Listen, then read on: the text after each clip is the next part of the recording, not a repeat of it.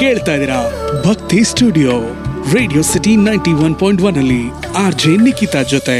ದಶಮಹಾವಿದ್ಯೆಯಲ್ಲಿ ನಾವು ಭುವನೇಶ್ವರಿ ದೇವಿಯ ಬಗ್ಗೆ ನಾವು ತಿಳ್ಕೊಳ್ತಾ ಇದ್ದೀವಿ.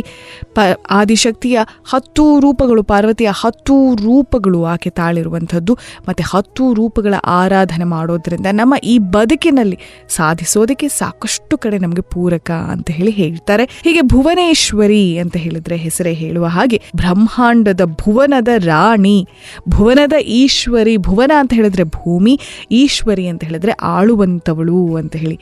ಈ ಬ್ರಹ್ಮಾಂಡದಲ್ಲಿ ನಾವು ಏನೇನು ಅನುಭವಿಸ್ತೀವಿ ಅದಕ್ಕೆ ಕಾರಣ, ನಾವೇನು ಕಾಣ್ತೀವಿ ಅನುಭವಿಸ್ತೀವಲ್ವಾ ಅದಕ್ಕೆ ಕಾರಣ ಈಕೆ. ಇಡೀ ಬ್ರಹ್ಮಾಂಡವೇ ಆಕೆಯ ಶರೀರ ಅಂತ ಹೇಳ್ತಾರೆ.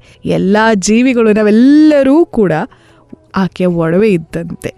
ಎಲ್ಲ ಪ್ರಪಂಚ ಬ್ರಹ್ಮಾಂಡವನ್ನ ಅವಳ ಪ್ರಕೃತಿ ಹೂವಿನಂತೆ ಹಿಡಿದು ಸಾಕ್ತಾಳಂತೆ ಅವಳು. ನವರಾತ್ರಿಯಲ್ಲಿ ಕೂಷ್ಮಾಂಡ ದೇವಿಯ ಆರಾಧನೆ ನಡೆಯುವಂಥದ್ದು. ಅಂತರಿಕ್ಷದ ಅಥವಾ ಆಕಾಶದ ಸಂಕೇತ, ಬ್ರಹ್ಮಾಂಡದ ಗರ್ಭ ಈಕೆ ಆಗ್ತಾಳೆ. ಅನನ್ಯತೆ ಮತ್ತೆ ಶಾಶ್ವತತೆ ಈಕೆಯ ಸ್ವಭಾವ ಭುವನೇಶ್ವರಿಯತ್ತು. ಕಾಳಿ ಕಾಲದ ಒಡತಿಯಾದರೆ ಭುವನೇಶ್ವರಿ ವಸ್ತು ಬಾಹ್ಯಾಕಾಶದ ಒಡತಿ ಆಗ್ತಾಳೆ.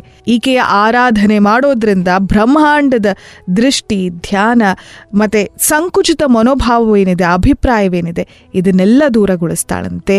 ಇಂತಹ ಸಂಕುಚಿತ ನಂಬಿಕೆಗಳಿಂದ ನಮ್ಮನ್ನು ಬಿಡಿಸ್ತಾಳೆ ಅಂತ ಹೇಳಿದ್ರೆ ಧೈರ್ಯವನ್ನ ತಂದು ಕೊಡ್ತಾಳೆ. ಎಲ್ಲ ಗುರುತು ಐಡೆಂಟಿಟಿಯನ್ನ ಮೀರಿ ಬದುಕೋದಕ್ಕೆ ಸಹಾಯ ಮಾಡ್ತಾಳೆ. ನಮ್ಮ ಕನ್ನಡದ ತಾಯಿ ಭುವನೇಶ್ವರಿ ಅಂತ ಹೇಳಬೇಕಾದ್ರೆ ಈ ಅರ್ಥವನ್ನ ನಾವಿಲ್ಲಿ ಕಂಡುಕೊಳ್ಬಹುದು. ಇನ್ನು ಕಾಳಿ ಕ್ರಿಯಾಶಕ್ತಿ ಆದರೆ, ಸುಂದರಿ ಷೋಡಶಿ ಜ್ಞಾನಶಕ್ತಿ ಆದರೆ, ಭುವನೇಶ್ವರಿ ಇಚ್ಛಾಶಕ್ತಿ ನಮ್ಮ ಬದುಕಿನಲ್ಲಿ ಬೇಕಾಗಿರುವಂತಹ ಧೈರ್ಯವಾಗಿರ್ಬೋದು, ಇನ್ನು ವಿಚಾರಗಳನ್ನು ನಮ್ಮ ಬದುಕಿಗೆ ಅರ್ಥಪೂರ್ಣವಾಗಿ ತಂದುಕೊಡುವಂಥವಳು ಅಂತ ಹೇಳಿ ಹೇಳ್ತಾರೆ. ದಶ ಮಹಾವಿದ್ಯೆಯಲ್ಲಿ ರೂಪಗಳಲ್ಲಿ ಭುವನೇಶ್ವರಿ ದೇವಿಯು ಕೂಡ ಒಬ್ಬಳು. ಕೇಳ್ತಾ ಇದ್ದೀರಾ ಭಕ್ತಿ ಸ್ಟುಡಿಯೋ ರೇಡಿಯೋ ಸಿಟಿ 91.1 ಅಲ್ಲಿ RJ ನಿಖಿತಾ ಜೊತೆ.